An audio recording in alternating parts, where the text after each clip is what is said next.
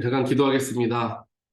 사랑의 하나님 감사합니다. 오늘 이 시간 예수의 십자가 앞에 저희들을 불러주시고 그 십자가의 보혈의 공로로 우리의 모든 죄를 정결하게 하는 그러한 은혜를 우리가 경험할 수 있도록 이 자리로 불러주신 하나님 감사합니다. 언제나 저희들 의식적으로 주 앞에 십자가 앞에 나아가고자 노력하게 하시고 그 십자가로 나아가는 길이 고통스럽고 힘든 길이 아니라 나의 삶의 기쁨이 되고 나의 삶의 평안을 찾는 그 자리가 됨을 저희들 경험하고 깨우치게 하여 주시옵소서. 하나님 이 시간 우리의 마음속에 있는 또 우리 머릿속에 있는 복잡한 생각들 이 시간 다 내려놓게 하시고 성령님이 허락하여 주시는 평안함과 말씀에서 얻게 되는 하나님의 음성을 듣고 체험하는 귀한 시간 되게 하여 주시옵소서. 그래서 우리 모두가 주님이 허락하여 주시는 힘과 성령님이 함께 하신다라는 도우심의 약속을 붙들고 오늘 하루도 주 안에서 힘차게 시작하게 되는 모든 사람들 될 수 있도록 하나님 역사하여 주시옵소서. 이 모든 말씀 예수 그리스도 이름으로 간절히 기도합니다. 아멘. 하나님 말씀 함께 보겠습니다. 말씀 사무엘상 21장 10절부터 22장 5절까지 보겠습니다.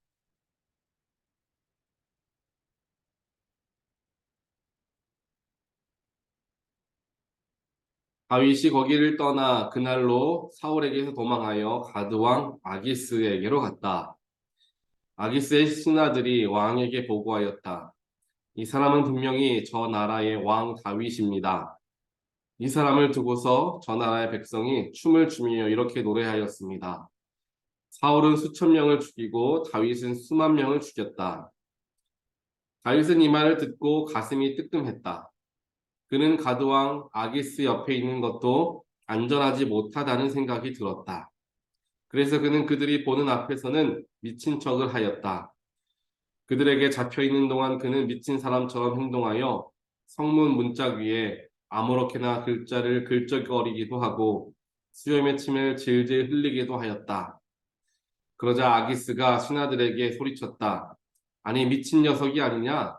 왜 저런 자를 나에게 끌어왔느냐? 나에게 미치광이가 부족해서 저런 자까지 데려다가 내 앞에서 미친 짓을 하게 하느냐? 왕궁에 저런 자까지 들어와 있어야 하느냐? 다윗은 거기에서 떠나 아둘람 굴속으로 몸을 피하였다. 그러자 형들과 온 집안이 그 소식을 듣고 그곳으로 내려가 그에게 이르렀다.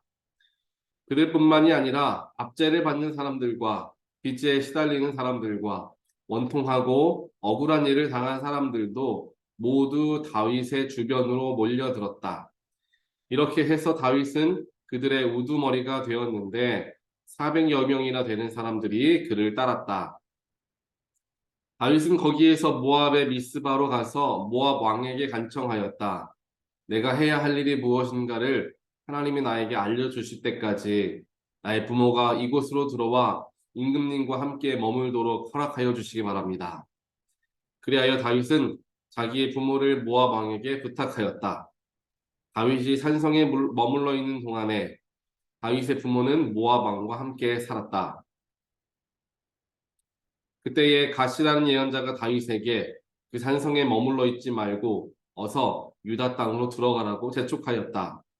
그래서 다윗은 그곳을 떠나서 헤렛 숲으로 들어갔다. 아멘. 오늘 우리가 함께 보는 사무엘상 21장 말씀은 이제 다윗이 사울을 피하여서 도망가게 되는 거죠. 처음엔 노비라는 곳으로 도망하였다가 그곳에서 아히멜렉을 만나게 됩니다. 그래서 아히멜렉의 도움을 받아서 또한 아히멜렉을 통하여서 음식을 얻게 되고요. 또 그 다음에 우리가 함께 읽었던 것과 같이 이제 정말 안타깝고도 너무도 고달픈 이제 피난의 시기가 시작이 되었던 것입니다. 그래서 다윗은 가드라는 지역에 가서 가드 왕에게로 나아갔죠. 가드 왕에게 나아가서 자신의 이러한 상황 속에서 자신을 좀 피할 수 있도록 해달라는 마음을 가지고 그곳으로 나아갔는데 이미 그 가드 지역에 있는 모든 사람들이 다 다윗이라는 인물이 어떤 인물인가를 알고 있었다는 것입니다. 이스라엘의 장수로서 주변 국가에 있는 많은 사람들을 전쟁에서 죽이고 승리하였던 어떻게 보면은 가드 사람들에게는 원수와 같은 인물이 바로 다윗이다라는 것을 알고 있었다는 사실을 오늘 말씀을 통해 보게 됩니다. 그 알고 있었다라는 것을 이제 알게 되었던, 듣게 되었던 다윗은 이제 이대로 있다가는 내가 여기에서 죽임을 당할 수도 있겠구나 라고 생각해서 이제 미친 척을 하게 되는 거죠. 미친 척을 하면서 겨우겨우 가드에서 도망쳐 나오게 됩니다. 그리고 아둘람 굴 속으로 피신 오고 형들과 온 집안 사람들도 그곳으로 같이 모이게 되었습니다. 당연한 이야기겠죠. 사울이 가장 먼저 해코지하고 가장 먼저 칠 사람들이 다윗의 가족들이었기 때문입니다. 그리고 그 소식을 들은 가족들뿐만 아니라 이제 이스라엘에서 억울한 누명을 쓰거나 또한 나라의 여러 가지 어려움 혹은 불만을 가지고 있었던 그러한 사람들 400여 명이 다윗에게 모여들어와 다윗을 우두머리로 삼게 되었고 그들이 하나의 이제 군대를 이루게 된다라는 것이죠. 그리고 마지막에는 모압 왕에게 부모를 이제 부탁하고 자신은 가시라는 예언자의 이야기를 듣고 이제 유다 땅으로 다시금 들어가게 되는 일이 생깁니다. 오늘 말씀을 바라보면서 다윗이라는 인물이 얼마나 정말 바닥에서부터 시작하였고 또한 가장 높은 곳까지 거의 가장 높은 곳까지 이르렀으며 또 다시 가장 또 비천한 자리에까지 가게 되는 모습을 함께 살펴보게 됩니다. 그저 비천한 모습이 아니라 가장 밑바닥의 삶을 살아갈 수밖에 없었던 거죠. 말이 뭐 산정이다라고 이야기하지만 그곳은 굴이었습니다. 굴. 산골짜기 있는 뚫려 있는 굴. 얼마나 축축하고 밤이면은 음산하고 또한 여러 가지 어려움을 살면서 먹을 것은 어떻게 구할 것입니까? 그러한 산속 굴 속에서 아둘람 굴 속에서 살아가야만 했던 다윗의 모습을 우리는 함께 보게 됩니다.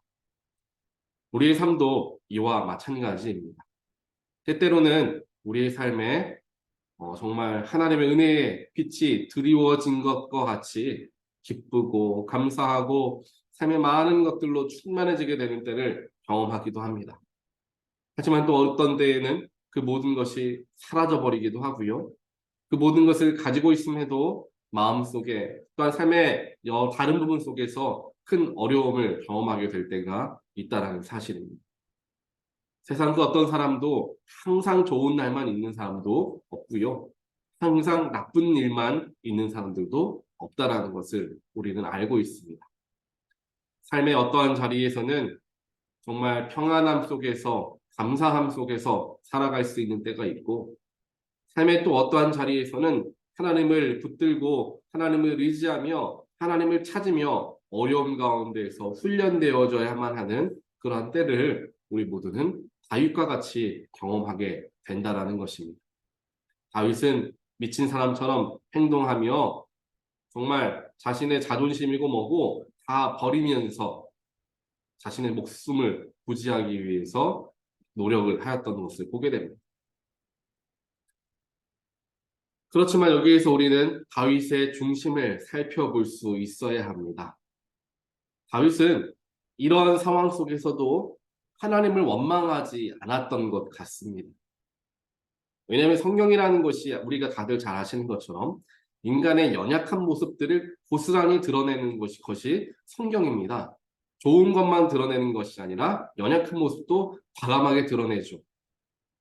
모세의 연약했던 부분 무엇이었겠습니까? 처음에 하나님이 부르셨을 때 나는 말도 못하고 나는 자격도 없고 아무것도 못합니다. 하나님 말씀에 거역하였던 모세의 연약한 모습 또 이스라엘 백성들이 자기를 화나게 했다고 지팡이로 돌을 2번이나 바위를 때리면서 하나님 명령대로 하지 않고 화를 표현했던 그러한 모세의 연약한 모습들이 그대로 성경에는 기록되어 있습니다. 다윗 역시 자신의 육신의 정욕을 이기지 못하고 사람을 죽이고 여인을 취하는 그러한 일까지 하는 것을 성경에는 그대로 표현하고 있죠.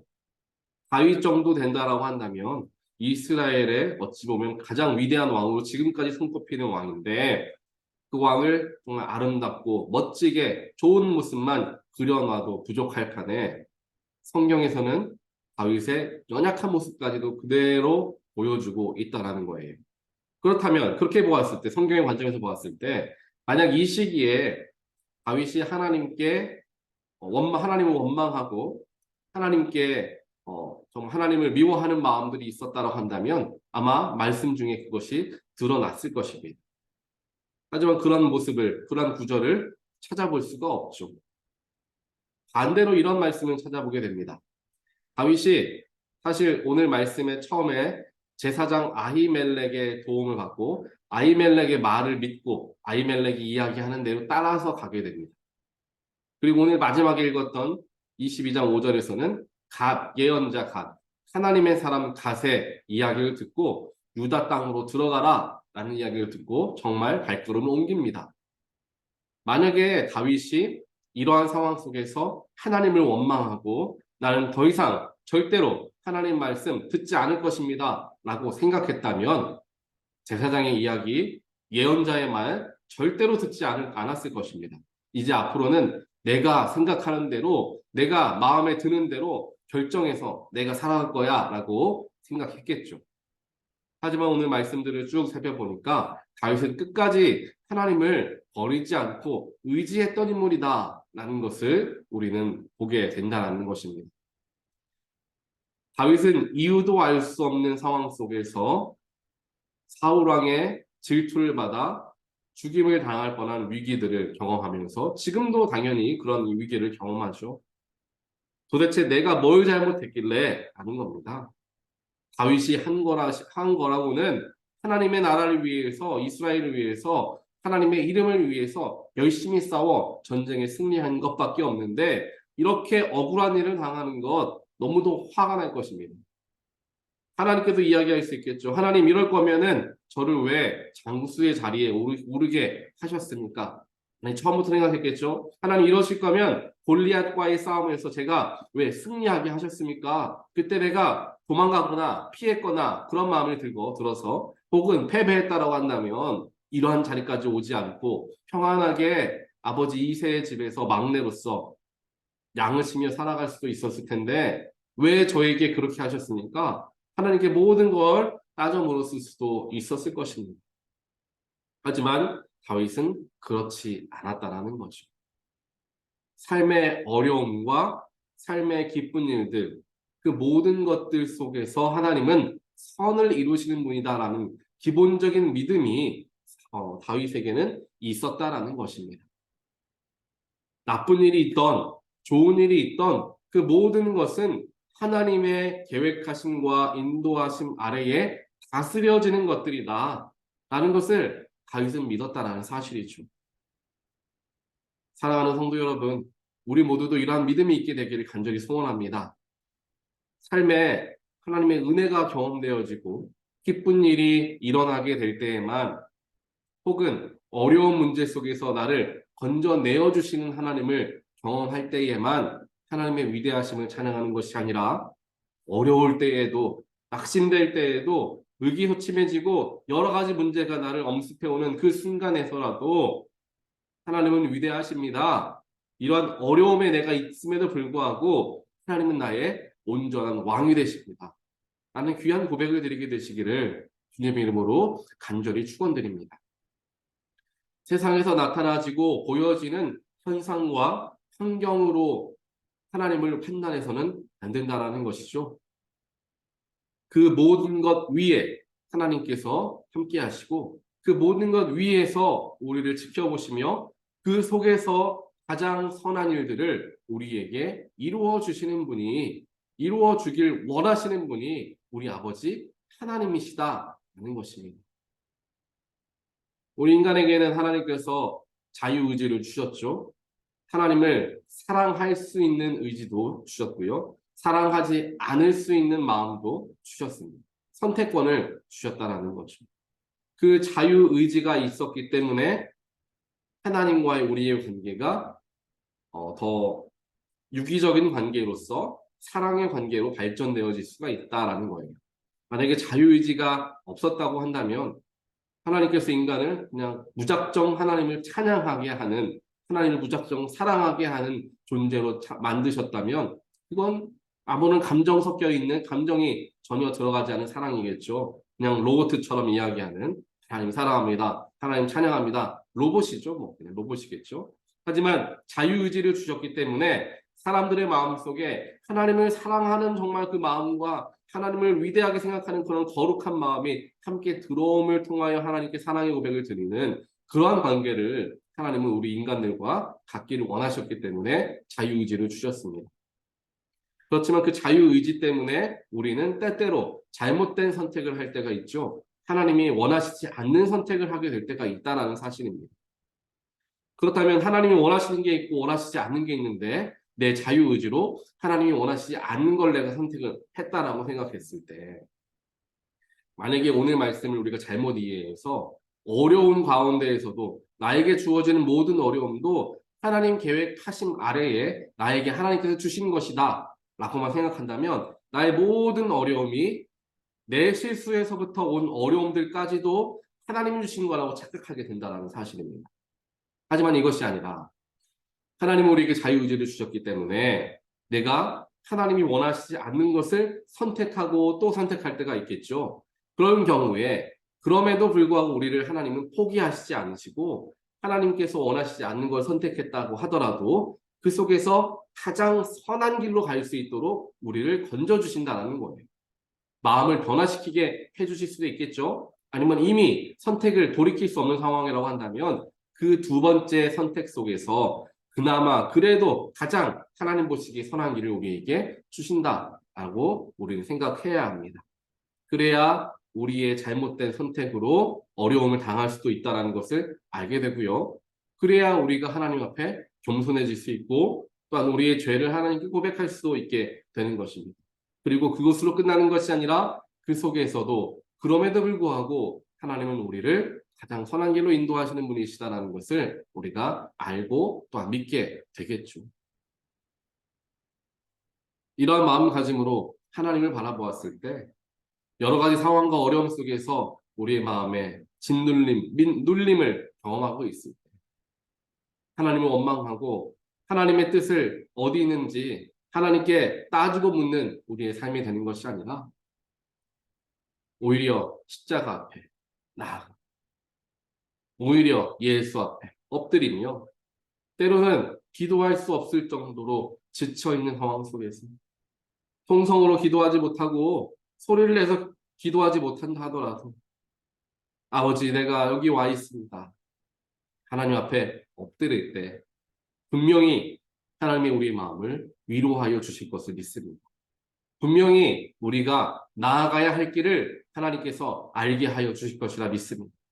이러한 믿음을 가지시고 비록 오늘 말씀에서 다윗이 아둘람 굴 속에서 모든 것을 다 잃어버린 사람같이 살았지만 가족을 그에게 보내주시고 그를 따를 수 있는 사람들 400명을 보내주심을 통하여 다윗을 다시 한번 위로해 주시는, 또한 다윗을 향한 하나님의 뜻은 끝나지 않았다라는 것을 가시라는 예언자를 통하여 말씀하여 주시고 그를 위로하여 주셨던 것과 같은 그러한 놀라운 위로하심을 경험하게 되는 저와 여러분 되시기를 간절히 소원합니다.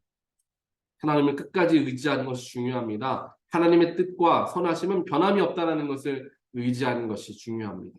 그것을 의지했을 때 내가 모르는 사이 하나님이 나에게 도움의 손길을 주시고 나를 온전한 길로 나아갈 수 있도록 도와주신다는 사실, 그것을 오늘 우리가 함께 기억하며 하나님은 어떤 때에나 기쁠 때나 슬플 때나 여전히 나의 왕이 되어 주십니다. 그러한 고백을 드림으로 사순절에 막바지를 보내고 있는 우리들의 삶이 예수의 십자가와 더불어서 겸손해지고 더 주님의 뜻을 물으며 살아가게 되는 모든 분 되시기를 다시 한번 주님의 이름으로 간절히 축원드립니다. 함께 기도하겠습니다. 사랑의 하나님 감사합니다. 오늘 말씀을 통하여서 다윗의 정말 우여곡절의 삶을 다 보게 됩니다. 우리의 삶도 그와 같았지 않나 돌아봅니다. 하나님 우리의 삶에 언제든지 어려움은 찾아올 수 있고 문제가 우리의 삶에 찾아올 수가 있습니다. 그 어려움과 문제의 때에 고난의 때에 하나님 저희들 절대로 하나님의 뜻을 원망하지 않는 저희들 되게 하여 주시옵소서. 상황과 환경과 여건 때문에 주님을 향한 우리의 마음이 변화되어지지 않게 하나님 축복하여 주시옵소서. 지켜보호하여 주시옵소서. 하나님 더욱더 어려움이 있던지 또한 기쁜 일이 있던지 십자가 앞에 나아가는 일을 기뻐하게 하시고 또한 주 앞에 나아가 주님과 대화하고 주님의 마음을 알게 되는 것을 기뻐하게 하여 주시옵소서. 그래서 나의 삶과 삶의 형편과 또한 모양과는 전혀 관계없이 나는 여전히 하나님의 사랑받는 아들이요 딸임을 하나님 안에서 경험하고 체험하는 인정받는 우리의 삶이 되어질 수 있도록 하나님 축복하여 주시옵소서. 이 모든 말씀 예수 그리스도 이름으로 간절히 기도합니다. 아멘.